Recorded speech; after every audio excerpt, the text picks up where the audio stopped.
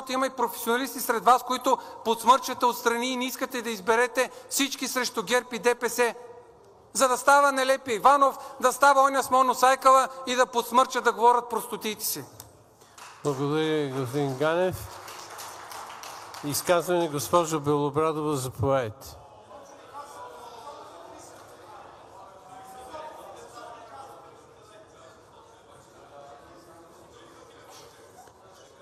Имате думата за изказване, госпожо Белобрадова.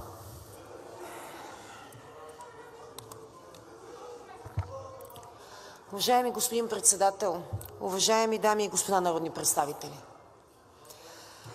Хубаво е да се върнем отново в реалността и да видим къде се намираме в този пореден исторически момент.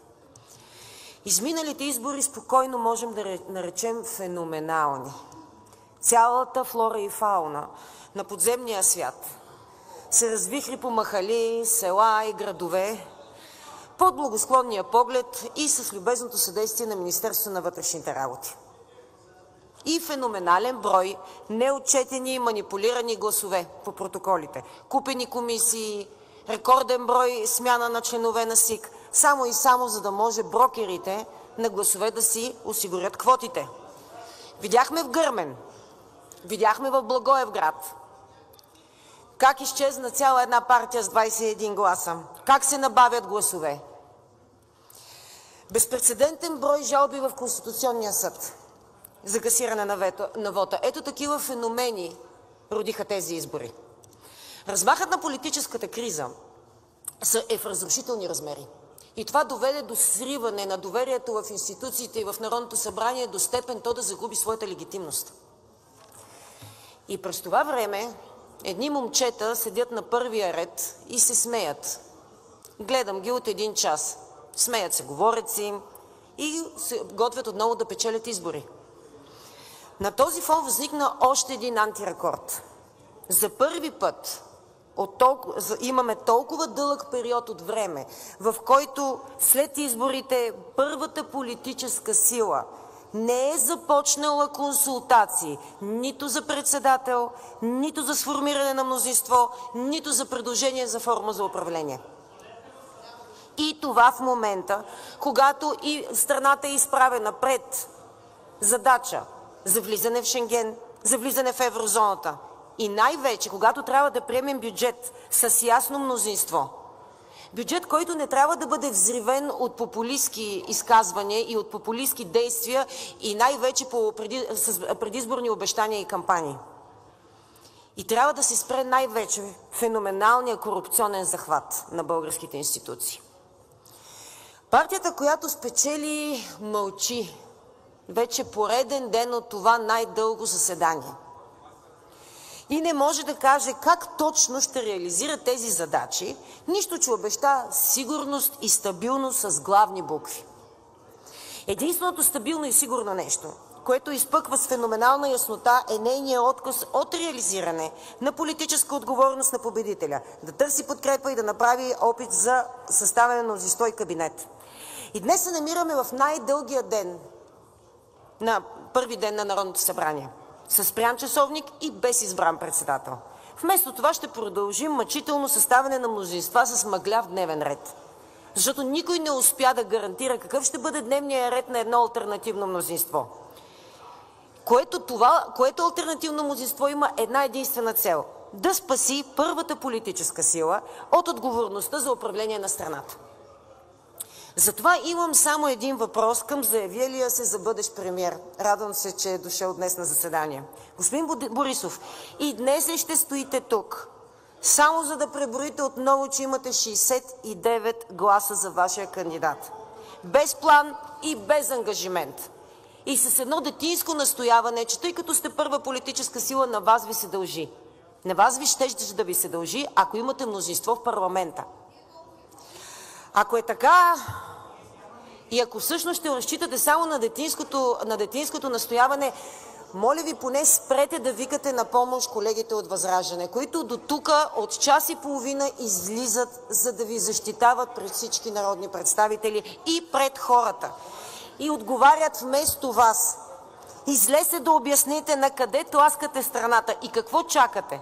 да минат изборите в Съединените американски щати, да се избере нов главен прокурор, да чакаме Коледа да стане. Трябва да излезете и да кажете какво всъщност вие чакате, за да направите елементарно и ясно за цялата ви партия политическо действие, а именно започване на нещо.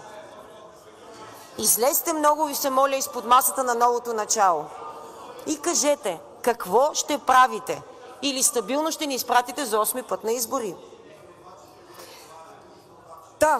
И последен въпрос, ако така или иначе тръгвате да отговаряте. Избрахте ли си дата за избори? Отдели ли служебното ви правителство достатъчно благини, сгради, бюджет за общините, отличници, награди на лоялни областни управители, верни полицейски началници, за да започнете отново предизборната кампания с замах?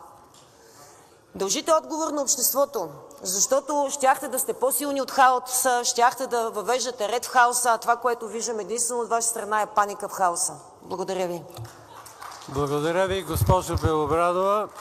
Искам само да вметна, че днес продължаваме първото заседание с цел избор на председател на парламента. Уважаеми... Първи реплика има господин Борис. Понеже 100 пъти ми казаха името, мисля, че ми се полага. Не по-малко от 100 пъти. Да, разбира се. Уважаеми господин председател, уважаеми колеги, някой пъти мълчанието е много красноречиво и не виждам защо продължаваме предизборната кампания от тук. Чух няколко тези. Една се набива най-настоятелно. Първата политическа партия е длъжна. Първата политическа партия носи отговорност. Първата политическа партия да каже. И в същото време, когато ние казваме и си предлагаме кандидата, предпоследната, последната, те в средата излизат и казват, не, това не може да бъде. Трябва да е от нас. Добре бе, нека да е от вас. Хубаво. Съберете се. Какви ли компромиси ние не правихме през тези години? Аз, госпожа Белобрадова, ви уважавам много, защото успяхте от някой енто над 10-то место, мисля, че бяхте, да ги изместите хората с преференции, което означава, че вас ви уважават във вашата партия. Как да се обърна към вас, когато още не бяха свършили изборите и вие сложихте червените линии, условията, при които или ГЕРБ трябва да се съобрази с тях, или не? Нима в предишните години вие не действахте по същия начин. Събрахме се с колегата Петков и Василев, направих всички компромиси. Стана само Мария Габриел и вие управлявахте. Слава беше министър на правосъдие. Подкрепих всичко, което искахте в съдебната реформа и конституционната реформа. Изгоних си най-добрият специалист по конституционно право по искане на Христо Иванов, Чолаков. Защото беше против и блокираше. Как да разбирам вашите искрени намерения, когато от колегите от Възраждане чух как сте ходили да обиколите ДБ и да предложите колегата Рашков за председател, за да може да стане служебен премиер. А ние специално от ГЕРБ имаме проблем с това. На какви разговори очаквате да ви покана при тази ситуация? Какво ще излезе от тях? Когато ви казах, че международната всякаква такава обстановка не искам да ползвам тази трибуна за предизборна кампания. Имахме всички ние един месец. Програми, тези, кое е най-важно за хората? И хората си гласуваха за партиите, които да ги представляват. 69 не са 121, но са 2 пъти повече от другите. И всички искате да ни натресете цялата отговорност, но без да участваме в това. Вече това го играх с глобката. Госпожа Белобрадова. Вече го играх. И има една страхотна реклама по телевизията, където 2 двойки си говорят И накрая един вика, тази игра не ми харесва. Защото разбра за какво става въпрос. И на мене не ми харесва тази игра, и на партията не им харесва. Нима те не могат да говорят за ИТН, не могат да говорят за Възраждане, не могат да говорят за вас, не могат да говорят за БСП. Могат. Какво това ще ни придвижи напред? Нищо. Ние сме имали хубави и лоши времена всички партии. Но когато говорите за борба с корупцията, от 4 години нас ни няма в изпълнителната власт. Вие минахте през изпълнителната власт всичките. Нали така? И ние си спомняме апартаменти, зали, записи, какво ли не. Нима от тези 69 депутата не могат да ги преповторят и ги препочитат. Всичките могат. Това ще ни помогне ли нещо да придвижиме напред?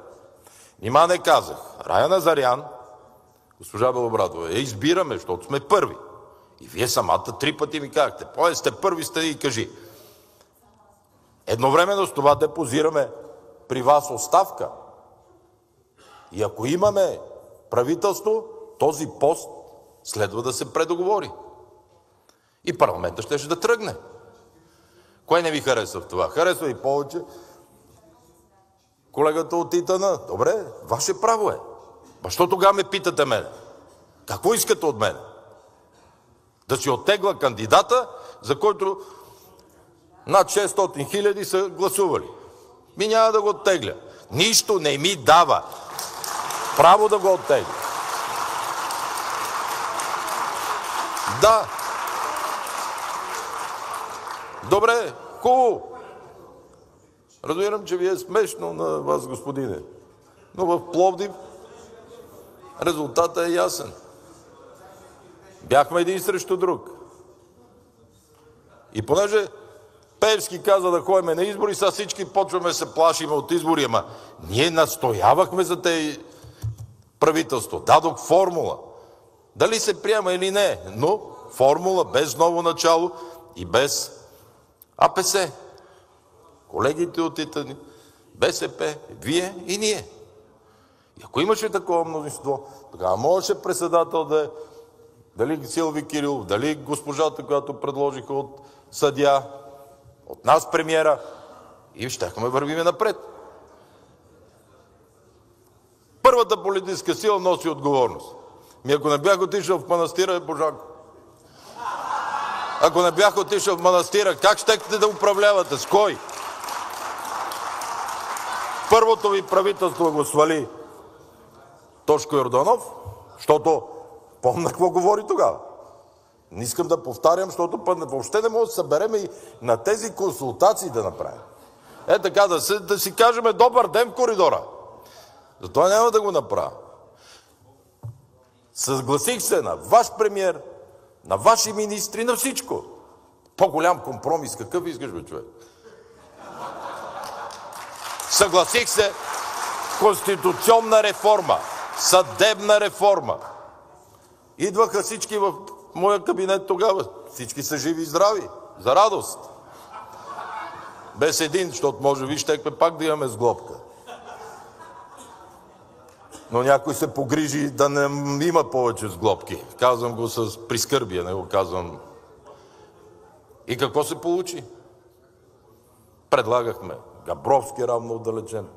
Предлагахме всичко. Съгласих се на всичко.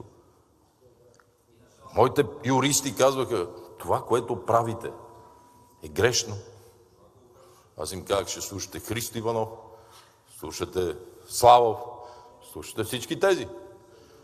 Поел съм ангажимент и всъщност и публично пасива за промяната на Конституцията, само аз го понесох, само защото си признах, че съм участвал и подписал и не съм си бял от подписа. А това всичкото вие го предлагахте, за да спреме еднолична власт. И така я спряхме, че вие да ме питате са, дали нося отговорност за някой там. Как се писа домовата книга, къде ти я наричат? Нали се писа пак от нас, трите партии. И сега вместо да си носиме отговорност, да кажем на колегите, малко ни е срам, Ама не ни атакувайте толкова, защото дайте да видим как да поправиме, да стане по-добре, нали, защото видно е какво сме сътворили. Ние почваме да се заклеймяваме в Путин има с кой да се занимава. Не е с нас. За радост. Света се подрежда по друг начин. Съвсем друг.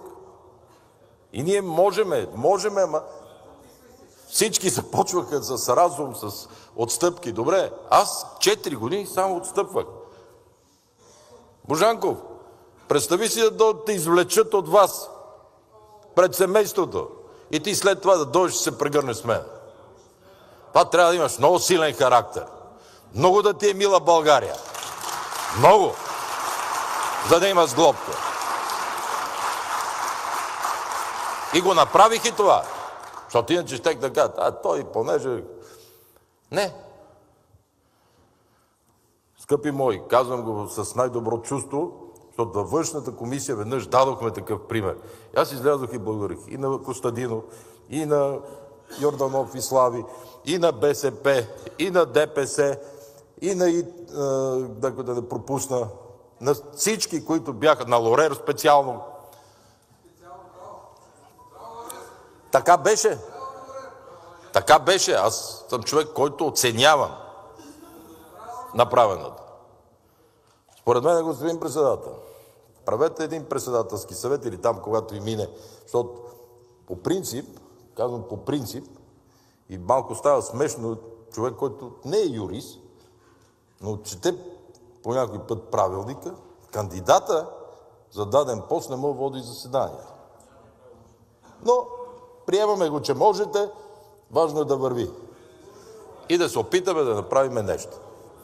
Нещо, и аз не знам какво, но след като държите да е първата политическа сила, това са горе-долу нашите виждания. Какъв е дневният ред на обществото? Един месец партиите обясняват на хората, хората отиват да гласуват и на първата партия дневния ред е най-подкрепен. После на втората, на третата, на четвъртата. Поне аз така разбирам демокрацията и затова се бориме за първото място. Иначе, на следващите избори, сега съм намерил един 300 година роден, ще го сложа водач и си имам гарантиран председател. Ако продължаваме с същия темп, с колегата Бойко Рашков мога да сме следващите възрасти, които да се борят за този временен пост. Благодаря, надявам се, че отговорих. Благодаря ви, господин Борисов.